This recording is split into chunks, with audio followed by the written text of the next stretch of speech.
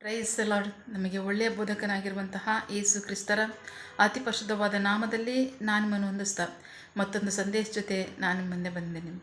ದೇವರ ಹಸ್ತವು ತಾನೇ ಕಳೆದ ದಿನವೆಲ್ಲ ನಿಮ್ಮನ್ನು ನನ್ನನ್ನು ಆತ್ಮಿಕವಾಗಿ ವಾಕ್ಯಗಳ ಮೂಲಕವಾಗಿ ಬಲಪಡಿಸಿ ಚೈತನ್ಯಗೊಳಿಸಿ ಜೊತೆಗಾರರಾಗಿದ್ದು ನಡೆಸ್ತಿದ್ದಾರೆ. ವೈಯಕ್ತಿಕವಾಗಿ ನಮ್ಮ ಅವಶ್ಯಕತೆಗಳನ್ನ ಅಗತ್ಯಗಳನ್ನ ಪೂರೈಸಿ ನಾವು ಕೈ ಮಾಡ್ತಕ್ಕಂಥ ಕೆಲಸಗಳನ್ನ ಆಶೀರ್ವದಿಸಿ ಕಾದು ಪೋಷಿಸಿ ಜೊತೆಗಾರರಾಗಿದ್ದು ನಡೆಸ್ತಿರೋದಕ್ಕಾಗಿ ದೇವರಿಗೆ ಸ್ತುತಿಯು ಘನವು ಮಹಿಮೆಯು ಸದಾಕಾಲವು ಸ್ವಂತವಾಗಿರಲಿ. ಆಮೇನ್. ಈ ದಿನದ ಸಂದೇಶದ ವಾಕ್ಯಭಾಗ ಮತ್ತಾಯನ ಸುವಾರ್ತೆ 18ನೇ ಅಧ್ಯಾಯದಲ್ಲಿ 21ನೇ ವಾಕ್ಯದಿಂದ 35ನೇ ವಾಕ್ಯದವರೆಗೆ. Matthew chapter 18 word 21 to 35. Topic the parable of the unforgiving servant. ದೇವರಿಗೆ ಸ್ತೋತ್ರ. ನಾವು ವಾಕ್ಯಭಾಗ ಓದಿ ಪ್ರಾರ್ಥಿಸೋಣ. ತರುವಾಯ ಪೇತ್ರನು ಯೇಸುವಿನ ಬಳಿಗೆ ಬಂದು, ಕರ್ತನೇ, ನನ್ನ ಸಹೋದರನು ನನಗೆ ವಿರೋಧವಾಗಿ ಪಾಪ ಮಾಡಿದರೆ ನಾನು ಎಷ್ಟು ಸಲ ಅವನನ್ನು ಕ್ಷಮಿಸಬೇಕು?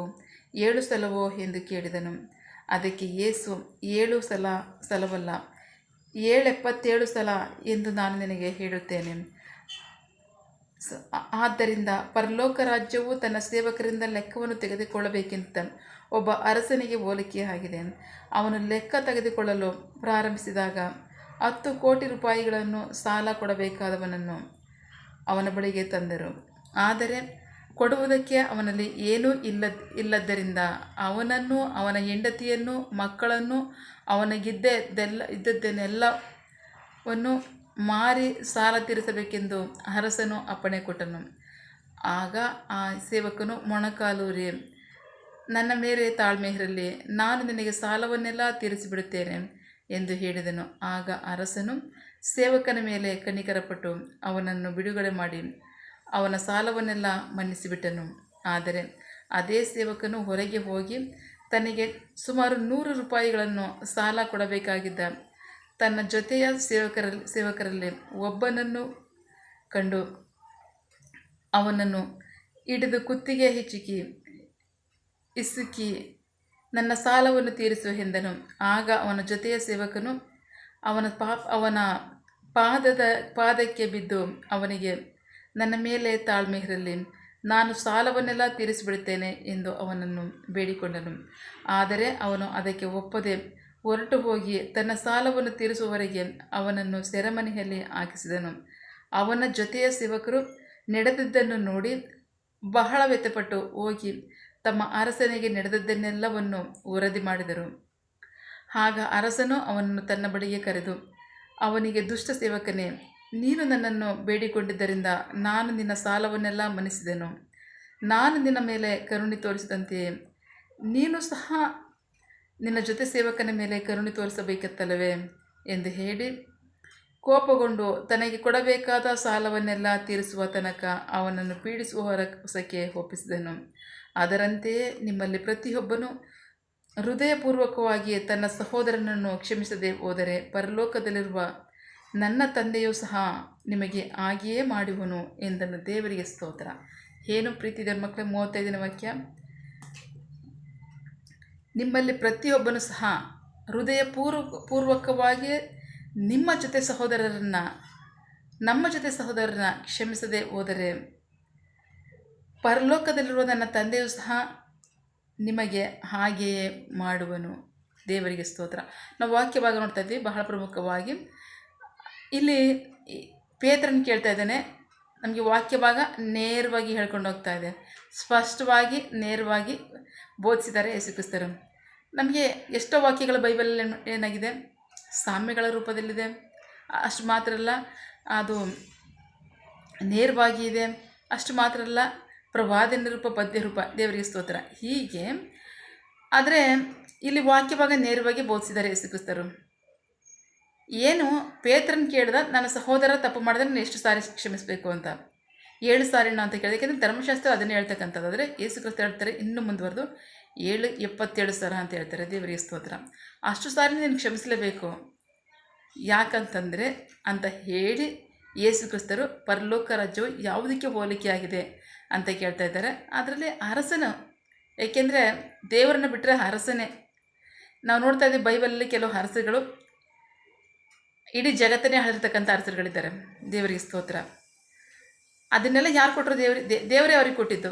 ಇಡೀ ಜಗತ್ತನ್ನೇ ಆಳ್ತಕ್ಕಂಥ ಅರಸನ ಸ್ಥಾನ ಏನಿತ್ತು ಅಂದರೆ ದೇವರ ನಂತರ ಸ್ಥಾನವೇ ಅವನಿಗಿತ್ತು. ಹೌದು, ಅರಸನ ಸ್ಥಾನ ಅದೇ ಆಗಿದೆ. ದೇವರ ನಂತರ ಸ್ಥಾನದಲ್ಲೇ ಅವ್ರು. ಸೊ ಅವನಿಗಿರ್ತಕ್ಕಂಥ ಅಧಿಕಾರದಲ್ಲಿ 10 ಕೋಟಿ ಸಾಲ ಕೊಡಬೇಕಾಗಿರೋನ್ನ ಶಿಕ್ಷೋದಕ್ಕೆ ಮಾರ್ಗ ಇದ್ದರೂ ಸಹ ಮೊಣಕಾಲೂರಿ ಪ್ರಾರ್ಥನೆ ಮಾಡಿದಾಗ, ಬೇಡಿಕೊಂಡಾಗ, ದೇವರಿಗೆ ಸ್ತೋತ್ರ. ಅಷ್ಟೊಂದು ಕಠಿಣವಾಗಿರ್ತಕ್ಕಂಥ ಅರಸನು ನಿನಗಿರ್ತಕ್ಕಂಥದ್ದು ಎಲ್ಲವನ್ನ ಮಾರಿ, ಹೆಂಡತಿ ಮಕ್ಕಳನ್ನು ಮಾರಿ, ನಿನ್ನನ್ನು ಮಾರಿಕೊಂಡು ನನ್ನ ಸಾಲ ತೀರಿಸುವಂಥ ಅರ್ಥ. ಮೊಣಕಾಲು ಬೇಡ್ಕೊಂಡ ತಕ್ಷಣ ಅವನ ಹೃದಯ ಎಷ್ಟು ಕರಗೋಯ್ತು ಅಂದರೆ, ಮನುಷ್ಯನಿಗೆ ಅಷ್ಟೊಂದು ಹೃದಯ ಕರಗ್ತಿ, ಯಾಕೆಂದರೆ ನನ್ನನ್ನು ಕುರಿತಾಗಿ ಅವನಿಗೆ ಇಷ್ಟೊಂದು ಭಕ್ತಿ ಇದೆಯಲ್ಲ, ಗೌರವ ಇದೆಯಲ್ಲ ಅಂತ. ಪಾಪಿಷ್ಟ ಮನುಷ್ಯನಿಗೆ ಅಷ್ಟೊಂದು ಹೃದಯ ಕರಗಿರ್ಬೇಕಾದ್ರೆ ಕೃಪಾಪೂರ್ಣದಂತಹ ಸರ್ವೇಶ್ವರನ ದೇವರಿಗೆ ಇನ್ನೆಷ್ಟು ಹೃದಯ ಕರಗ್ಬೋದು, ಇನ್ನೆಷ್ಟು ಪ್ರೀತಿಯ ಕನಿಕರ ಬರ್ಬೋದು. ದೇವರಿಗೆ ಸ್ತೋತ್ರ. ಬಹಳ ಪ್ರಮುಖವಾಗಿ ವಾಕ್ಯ ಭಾಗದ ಸನ್ನಿವೇಶ ನೋಡಿದ್ರೆ, ಅಲ್ಲಿ ಅರಸನು 10 ಕೋಟಿ ಸಾಲ ಕೊಡಬೇಕಾಗಿರೋನಿಗೆ ಮನ್ನಿಸ್ತಿದ್ದಾನೆ. ಅದೇ ಸೇವಕನಿಗೆ ಹೊರಗಡೆ 100 ರೂಪಾಯಿ ಕೊಡಬೇಕಾಗಿರ್ತಕ್ಕಂಥವನ್ನ ಕ್ಷಮಿಸೋದೇ ಇಲ್ಲ ಅಂತ ಹಠ ಮಾಡಿ ಅವನ್ನ ಶಿಕ್ಷಿಸಿ, ಅವನ್ನ ಸೆರೆಗೆ ಹಾಕಿಸಿ ಬಹಳ ಬಾಧೆ ಪಡಿಸ್ತಾನೆ. ದೇವರಿಗೆ ಸ್ತೋತ್ರ. ಅದನ್ನು ನೋಡಿದಂತಹ ಅರಸನು ಕ್ಷಮಿಸಿದಂತಹ 10 ಕೋಟಿ ರೂಪಾಯಿ ಸಾಲ ಕೊಡಬೇಕಾದ ಸನ್ನಿವೇಶದಲ್ಲಿ ನೋಡಿದಂತಹ ಸೇವಕರುಗಳು 100 ರೂಪಾಯಿ ಸಾಲ ಕೊಡದಿರ್ತಕ್ಕಂಥವನ್ನ ಕ್ಷಮಿಸದೆ ಶಿಕ್ಷಿಸಿದಂತಹ ಸನ್ನಿವೇಶದಲ್ಲಿ ನೋಡಿದಂಥ ಸೇವಕರು ಬಹಳ ದುಃಖ ಪಡ್ತಾರೆ. ಅರಸನು 10 ಕೋಟಿ ಸಾಲವನ್ನು ಮನ್ನಿಸಿದ್ದಾನೆ, 100 ರೂಪಾಯಿ ಸಾಲವನ್ನು ನೀವು ಮನ್ನಿಸಲಿಲ್ವಲ್ಲ ಅಂತ ಅವ್ರು ಬಹಳ ದುಃಖ ಪಡ್ತಾರೆ. ದುಃಖಪಟ್ಟೆ ಅರಸನಿಗೆ ಹೇಳಿದಾಗ ಅರಸನ ಏನು ಮಾಡ್ದ? ನಾನು ನಿನ್ನ ಕರೆಸಿದ ಪ್ರಕಾರವಾಗಿ ನೀನು ಅವನ್ನ ಕರುಣಿಸಬೇಕಾಗಿತ್ತು. ನೀನು ಅವನ್ನ ಕರುಣಿಸಲಿಲ್ಲ, ಹಾಗಾಗಿ ನಿನ್ನನ್ನು ಸಹ ನಾನು ಸೆರೆಗೆ ಹಾಕಿಸ್ತೇನೆ, ಪೀಡಿಸುವವರ ಕೈಗೆ ಒಪ್ಪಿಸ್ತೇನೆ. ದೇವರಿಗೆ ಸ್ತೋತ್ರ. ಬಹಳ ಪ್ರಮುಖವಾಗಿ ಯಾವುದನ್ನು ಕುರಿತಾಗಿ ದೇವರು ಹೇಳ್ತಾರೆ ಇಲ್ಲಂದರೆ, ಕ್ಷಮಿಸಿರಿ, ಆಗ ನಿಮಗೂ ಕ್ಷಮಿಸಲ್ಪಡ್ಬೋದು. ನಾವು ಕ್ಷಮಿಸ್ತೇವೆ ಹೊರತು ಪರಲೋಕದಿಂದ ನಮಗೆ ಬರಲ್ಲ. ಪ್ರೀತಿ ದೇವ್ರ ಮಕ್ಕಳೇ, ದೇವರು ನಮಗೆ ಕ್ಷಮಿಸಿರ್ತಕ್ಕಂಥ ಪಾಪಗಳು ಎಷ್ಟಿದೆ ಅಂದರೆ 10 ಕೋಟಿಗೆ ಸಮಾನವಾಗಿದೆ ಅಂತ ವಾಕ್ಯ ಹೇಳುತ್ತೆ. ದೇವರಿಗೆ ಸ್ತೋತ್ರ. ನಾವಿವತ್ತು ದೇವ್ರ ಮಕ್ಕಳಾಗಿದ್ದೀವಿ ನಿಜ, ನೀತಿವಂತರಾಗಿದ್ದೀವಿ ನಿಜ, ಪರಿಶುದ್ಧರಾಗಿ ಜೀವಿಸ್ತಿದ್ದೀವಿ ನಿಜ. ನಾವು ಸುಳ್ಳು ಹೇಳಕ್ಕೆ ಮನಸ್ಸು ಇಷ್ಟ ಇರಲ್ಲ ನಿಜ, ಯಾಕೆಂದರೆ ಎಲ್ಲವನ್ನ ಲೆಕ್ಕ ಎಲ್ಲವನ್ನ ನಮ್ಮ ಸಂಗ್ರಹ ಇದ್ಕೊಂಡು ಲೆಕ್ಕ ಬರೀತಿರ್ತಾರೆ. ನಾವು ಹಾಗೆ ಜೀವಿಸ್ತಿದ್ದೀವಿ ನಿಜ, ಆದರೆ ದೇವರು ನಮ್ಮ ಹತ್ರ ಕ್ಷಮಿಸಿದಾರಲ್ಲ, ಅದು 10 ಕೋಟಿಗೆ ಸಮಾನವಂಥ ಪಾಪಗಳಾಗಿದೆ. ದೇವರು ನಮಗೆ 10 ಕೋಟಿಗೆ ಸಮಾನವಂಥ ಪಾಪಗಳನ್ನ ಕ್ಷಮಿಸಿರ್ಬೇಕಾದ್ರೆ, ಯಾರೋ ಒಬ್ಬರು ನಮ್ಮ ಜೊತೆ ಸೇವಕರು ನಮಗೆ ವಿರುದ್ಧವಾಗಿ ಏನೋ ತಪ್ಪು ಮಾಡಿದ್ರು ಅಂತ ನಾವು ಅವ್ರನ್ನ ಶಿಕ್ಷಿಸೋದಾದರೆ ಆ ಪಾಪದ ಪ್ರಮಾಣ ಎಷ್ಟು ಅಂದರೆ ಕೇವಲ 100 ರೂಪಾಯಿಗೆ ಮಾತ್ರ ಸಮಾನವಾದದ್ದು. ಮನುಷ್ಯರಂತ ನಮಗೆ ಇನ್ನೊಬ್ಬರ ಹತ್ರ ಪಾಪ ಕಂಡುಹಿಡಿಯೋದಕ್ಕೆ ಸಾಮರ್ಥ್ಯ ಇರತಕ್ಕಂಥದ್ದು ಅಷ್ಟೇ. ದೇವರು ಹೇಳ್ತಾ ಇದ್ದಾರೆ, ನೀವು ಅವ್ರ ಹತ್ರ ಕಂಡುಹಿಡಿದಿರ್ತಕ್ಕಂಥ ಪಾಪ ಕ್ಷಮಿಸಲೇ ಆಗದೆ ಇರತಕ್ಕಂಥ ಪಾಪ ಕೇವಲ 100 ರೂಪಾಯಿಗೆ ಸಮಾನವಾದ್ದು ಅಂತ ವಾಕ್ಯ ಹೇಳುತ್ತೆ. ದೇವರಿಗೆ ಸ್ತೋತ್ರ. ಆ 100 ರೂಪಾಯಿಗೆ ಸಮಾನವಂಥ ಪಾಪವನ್ನು ನಿನ್ನ ಸಹೋದರನ ಕ್ಷಮಿಸದೆ ಹೋದರೆ, ನಾನು ನಿನಗೆ 10 ಕೋಟಿ ಸಮಾನವಂಥ ಪಾಪವನ್ನು ಕ್ಷಮಿಸಿ ಏನು ಪ್ರಯೋಜನ? ಓಕೆ, ನಿನ್ನ ಸಹೋದರನ ನೀನು ಕ್ಷಮಿಸದೇ ಇರೋದರಿಂದ ನಿಮಿತ್ತವಾಗಿ ನಾನು ಸಹ ನಿನ್ನ ಶಿಕ್ಷಿಸ್ತೇನೆ. ಅಷ್ಟು ಮಾತ್ರ ಅಲ್ಲ, ಪೀಡಿಸುವವರ ಕೈಗೆ ಒಪ್ಪಿಸ್ತೇನೆ. ದೇವರಿಗೆ ಸ್ತೋತ್ರ. ಇದು ಎಷ್ಟೊಂದು ಭಯಂಕರವಾಗಿದೆ, ಯೋಚನೆ ಮಾಡೋಣ. 10 ಕೋಟಿ ರೂಪಾಯಿಗೆ ಸಮಾನವಾದ ಪಾಪನ ದೇವರು ನಮಗೆ ಕ್ಷಮಿಸಿದ್ದಾರೆ. ನಾವು ನಮ್ಮ ಸಹೋದರರಲ್ಲಿ 100 ರೂಪಾಯಿ ಸಮಾನವಾದ ಪಾಪನ ಕ್ಷಮಿಸಿ ಅವ್ರನ್ನ ಪ್ರೀತಿಸೋಕ್ಕಾಗಲ್ಲ ಅಂತಂದಾಗ ಅವ್ರೇನು ಮಾಡ್ತಾರೆ ಅಂದರೆ, ನಾನು ಸಹ ನಿನ್ನ ಶಿಕ್ಷಿಸ್ತೇನೆ, ಅಷ್ಟು ಮಾತ್ರ ಅಲ್ಲ, ಪೀಡಿಸುವವರ ಕೈಗೆ ಒಪ್ಪಿಸ್ತೇನೆ ಅಂತಾರೆ. ದೇವರಿಗೆ ಸ್ತೋತ್ರ. ಪ್ರೀತಿ ದೇವ್ರ ಮಕ್ಕಳೇ, ನಾವು ಯಾವ ಸ್ಥಾನದಲ್ಲಿದ್ವಿ ದೇವರ ಮನೆಯಲ್ಲಿ ನಡೆಸ್ತಿರೋ. ನಾವು ಇನ್ನೊಬ್ಬರ ನೋಡಿ ಹೇಳೋದಾದರೆ, ಇನ್ನೊಬ್ಬರ ಹತ್ರ ನಮಗೆ 100 ರೂಪಾಯಿಗಿಂತ ಜಾಸ್ತಿ ಕಂಡುಹಿಡೋದಕ್ಕೆ ಸಾಧ್ಯವೇ ಇಲ್ಲ. ದೇವರಿಗೆ ಮಾತ್ರ ಅದು ಸಾಧ್ಯ. ನಮಗೆ ಸಾಮರ್ಥ್ಯ ಇರ್ತಕ್ಕಂಥದ್ದು ಅಷ್ಟೇ. ನಾವು ಎಷ್ಟೇ ಕ್ಷಮಿಸಿದ್ರು ಸಹ ನಮ್ಮ ಸಹೋದರರನ್ನ ಅದು ಕೇವಲ 100 ರೂಪಾಯಿಗೆ ಮಾತ್ರ ಸಮಾನವಾದ್ದು. ಆದರೆ ಅದನ್ನು ಮಾಡಲೇಬೇಕು ಅಂತ ವಾಕ್ಯ ಹೇಳುತ್ತೆ. ಯಾಕೆಂದರೆ ನಾವು ಇಲ್ಲಿ ಕ್ಷಮಿಸಿದ್ರೇ ಪರಲೋಕದಿಂದ ನಮಗೆ ಕ್ಷಮಾಪಣೆ ಬರ್ತಕ್ಕಂಥದ್ದು. ನಾವು ಇಲ್ಲಿ ಕರುಣಿಸೋದಾದರೆ ಪರಲೋಕದಿಂದ ನಮಗೆ ಕ್ಷಮಾಪಣೆ ಬರ್ತಕ್ಕಂಥದ್ದು. ನಾವು ಇಲ್ಲಿ ಪ್ರೀತಿಸೋದಾದರೆ ಅಲ್ಲಿಂದ ನಮಗೆ ಪ್ರೀತಿ ಬರ್ತಕ್ಕಂಥದ್ದು. ನಾವು ಇಲ್ಲಿ ಒಬ್ಬರನ್ನ ಕ್ಷಮಿಸೋದಾದರೆ ಅಲ್ಲಿಂದ ನಮಗೆ ಕ್ಷಮಾಪಣೆ. ಇಲ್ಲಿ ಒಬ್ಬರು ನಾವು ಆಶೀರ್ವದಿಸೋದಾದರೆ ಪೂರ್ಣ ಹೃದಯದಿಂದ ನಮಗೂ ಸಹ ಅಲ್ಲಿಂದ ಆಶೀರ್ವಾದ ಬರುತ್ತೆ. ಅಷ್ಟು ಮಾತ್ರ ಅಲ್ಲ ಪ್ರೀತಿ ದೇವ್ರ ಮಕ್ಕಳೇ, ದೇವರ ವಾಕ್ಯ ಹೇಳುತ್ತೆ, ನೀವು ಅಳೆಯತಕ್ಕಂಥ ಅಳತೆಯಲ್ಲಿ ನಿಮ್ಮನ್ನು ಅಳೆಯಲಾಗುತ್ತೆ ಅಂತ. ಯೇಸು ಕ್ರಿಸ್ತರು ಹೇಳ್ತಾರಲ್ಲ, ನೀವು ಯಾವ ಅಳತೆಯಲ್ಲಿ ಅಳ್ತೀರೋ ಅದೇ ಅಳತೆಯಲ್ಲಿ ನಿಮ್ಮನ್ನು ಎಳೆಯಲಾಗುತ್ತೆ ಅಂತ. ದೇವರಿಗೆ ಸ್ತೋತ್ರ. ಸೊ ಹಾಗಾಗಿ ನಾವು ಎಂಥವರಾಗಿದ್ದೀವಿ, ದೇವರು ಸಹ ನಮ್ಮನ್ನು ಹಾಗೆ ನೋಡ್ತಾರೆ. ನಾವು ಯಾವಾಗ ನಮ್ಮ ಸಹೋದರರನ್ನ ಪೂರ್ಣ ಹೃದಯದಿಂದ ಕ್ಷಮಿಸ್ತೀವೋ, ಪರಲೋಕದಲ್ಲಿರ್ತಕ್ಕಂಥ ನನ್ನ ತಂದೆಯು ಸಹ ನಿಮ್ಮನ್ನು ಹಾಗೇ ಕ್ಷಮಿಸ್ತಾರೆ. ದೇವರಿಗೆ ಸ್ತೋತ್ರ.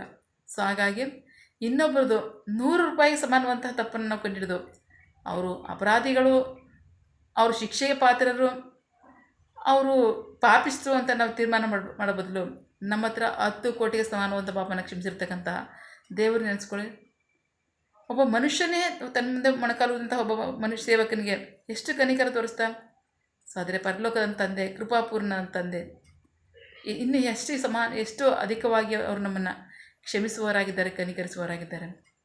ದೇವರಿಗೆ ಸ್ತೋತ್ರ. ಸೊ ಹಾಗಾಗಿ ನಾವು ಕ್ಷಮಿಸಲೇಬೇಕು, ನಮ್ಮ ಸಹೋದರರು ನಾವು ಕ್ಷಮಿಸಲೇಬೇಕು. ನಾವು ಎಷ್ಟು ಸಾರಿ ಆದರೂ ಸಹ ಕ್ಷಮಿಸಲೇಬೇಕು. ಏಕೆಂದರೆ ನಾವು ಎಷ್ಟೇ ಕ್ಷಮಿಸಿದ್ರು ಸಹ ಅದು 100 ರೂಪಾಯಿಗಿಂತ ಜಾಸ್ತಿ ಬೆಲೆಗೆ ಹೋಗಲ್ಲ. ನಮ್ಮನ್ನೇ 10 ಕೋಟಿ ರೂಪಾಯಿ ಬೆಲೆಯ ಪಾಪಗಳನ್ನ ನಾವು ಕ್ಷಮಿಸಿರ್ಬೇಕಾದ್ರೆ ನಾವು ನಮ್ಮ ಸಹೋದರನ ಕ್ಷಮಿಸೋದಾದರೆ, ಪೂರ್ಣ ಹೃದಯದಿಂದ ಕ್ಷಮಿಸೋದಾದರೆ, ಪರಲೋಕದಲ್ಲಿರ್ತಕ್ಕಂಥ ನಮ್ಮ ತಂದೆಯು ಸಹ ನಮ್ಮನ್ನು ಹಾಗೆಯೇ ಯಥಾರ್ಥವಾಗಿ ಕ್ಷಮಿಸ್ತಾ ಹೋಗ್ತಿರ್ತಾರೆ. ದೇವರಿಗೆ ಸ್ತೋತ್ರ. ಸೊ ಹಾಗಾಗಿ ನಾವು ಅಳಿತಕ್ಕಂಥ ಅಳತೆನಲ್ಲೇ ದೇವರು ನಮ್ಮನ್ನು ಅಳೆಯವರಾಗಿರ್ತಾರೆ. ಸೊ ನಾವು ಏನು ಮಾಡ್ತೀವಿ ಅದೇ ನಮಗೆ ಸಿಗುತ್ತೆ. ಮನುಷ್ಯನ ತಾನು ಏನು ಬಿತ್ತುತ್ತಾನೆ ಅದನ್ನೇ ಕುಯ್ತಕ್ಕಂಥದ್ದು. ನಾವು ಏನು ಬಿತ್ತುತ್ತೀವಿ ಅದನ್ನೇ ಕುಯ್ತೀವಿ. ಸೊ ಹಾಗಾಗಿ ನಂಬಿಗಸ್ತರಾಗಿ ನಾವು ಕ್ಷಮಿಸೋದನ್ನು ಕಲ್ತ್ಕೊಳ್ಳೋಣ. ದೇವರ ವಾಕ್ಯದ ಪ್ರಕಾರವಾಗಿ ನಾವು ಜೀವಿಸೋಣ. ದೇವರ ಆಶೀರ್ವಾದ, ಕ್ಷಮಾಪಣೆ, ರಕ್ಷಣೆ ನಮಗೂ ಸಹ, ನಮ್ಮೆಲ್ಲರಿಗೂ ಸಹ ಬರಲಿ, ಇತರರಿಗೂ ಸಹ ಬರಲಿ. ಆಮೇನ್. ಪ್ರಾರ್ಥಿಸಿಕೊಳ್ಳೋಣ.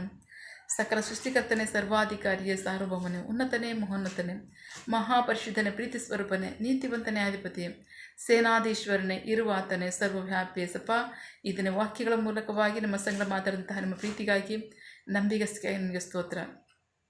ಕರ್ತನೆ ಇಸಪ್ಪ, 10 ಕೋಟಿಗೆ ಸಮಾನವಂತಹ ಪಾಪಗಳನ್ನ ನಮ್ಮಲ್ಲಿ ನೀವು ಕ್ಷಮಿಸಿದ್ದೀರಾ. ನಾವು ಇನ್ನೊಬ್ಬರ ಹತ್ರ ಕ್ಷಮಿಸಿದರೆ ಅದು ಕೇವಲ 100 ರೂಪಾಯಿಗೆ ಮಾತ್ರ ಸಮಾನವಾಗಿರುತ್ತೆ ಅಂತ ಹೇಳಿದ್ದೀರಾ. ಹಾಗೆಯೇ ನಾವು ಪೂರ್ಣ ಹೃದಯದಿಂದ ಕ್ಷಮಿಸುವ ಹೃದಯ ಕೊಡುವಂತೆ ನಾವು ನಿಮ್ಮಲ್ಲಿ ಬೇಡ್ಕೋತೀವಿ. ನೀವು ಮಾತ್ರ ನಮಗೆ ಅದನ್ನು ಕೊಡಲಿಕ್ಕೆ ಸಾಧ್ಯ. ಆಮೇನ್. ನೀವು ಅಂಥ ಹೃದಯವನ್ನು ನಮಗೆ ಕೊಡಿ. ನಿಮ್ಮಂತೆಯೇ ಹೃದಯವನ್ನು ನಮಗೂ ಕೊಡಿ. ಆಮೇಲೆ ಕ್ಷಮಿಸುವ ಗುಣವನ್ನು ಕೊಡಿ, ಪ್ರೀತಿಸುವ ಹೃದಯವನ್ನು ಕೊಡಿ, ಆಶೀರ್ವದಿಸುವ ಮನಸ್ಸನ್ನು ಕೊಡಿ. ನಿಮಗೆ ಮಹಿಮೆಯಾಗಲಿ, ನಮಗೆ ಆಶೀರ್ವಾದ, ರಕ್ಷಣೆ ಉಂಟಾಗಲಿ. ಆಮೇನ್. ಪ್ರಾರ್ಥನೆ ಕೇಳಿದ ಪ್ರೀತಿಗಾಗಿ ನಿಮಗೆ ಸ್ತೋತ್ರ. ನಿನ್ನ ಜನರು ಕೈ ಮಾಡ್ತಕ್ಕಂಥ ಕೆಲಸವನ್ನು ಆಶೀರ್ವದಿಸು, ಅವರ ಅಗತ್ಯಗಳನ್ನ ಪೂರೈಸು, ಕೊರತೆಗಳನ್ನ ನೀಗಿಸು. ಆಮೇನ್. ಯಾವ ಕಾರ್ಯದಲ್ಲಿ ಅವ್ರು ನಿರೀಕ್ಷೆಯುಳ್ಳವರಾಗಿದ್ದಾರೆ ಆ ಕಾರ್ಯದಲ್ಲಿ ತಕ್ಕ ಸಮಯದಲ್ಲಿ ನಿಮ್ಮ ಚಿತ್ತಾನುಸಾರಗಳನ್ನು ಹೊಂದ್ಕೊಳ್ಳಿ. ಆಮೇನ್. ನೀವು ಹಾಗೆ ಮಾಡೋ ಪ್ರೀತಿಗಾಗಿ ನಂಬಿಗಸ್ತಿಗೆ ನಿಮಗೆ ಸ್ತೋತ್ರ. ನಮ್ಮ ಪ್ರಾರ್ಥನೆ ನೀವು ಕೇಳಿದ್ದೀರಾ, ಅದರಂತೆ ನಡೆಸಿರೋದಕ್ಕಾಗಿ ಸ್ತೋತ್ರ. ಆಮೇನ್. ನಮ್ಮ ಪ್ರಾರ್ಥನೆಯನ್ನು ನಮ್ಮ ರಕ್ಷಕನಾದ ಯೇಸು ಕ್ರಿಸ್ತರ ಅತಿ ಪರಿಶುದ್ಧವಾದ ನಾಮದಲ್ಲಿ ಪ್ರಾರ್ಥಿಸಿ ನಿಮ್ಮ ಪಾದಗಳು ಸಲ್ಲಿಸಿ ನಾವು ಬೇಡುವಂತಿದ್ದೇವೆ ನಮ್ಮ ಜೀವನ ತಂದೆ. Amen. God bless you all. ದೇವರು ತಾನೇ ಇದರ ವಾಕ್ಯಗಳ ಮೂಲಕವಾಗಿ ನಮ್ಮ ಸಂಗಡ ಮಾತನಾಡಿದ್ದಾರೆ, ನಮ್ಮನ್ನು ಆಶೀರ್ವದಿಸಿದ್ದಾರೆ. ಆಮೇನ್. All the best.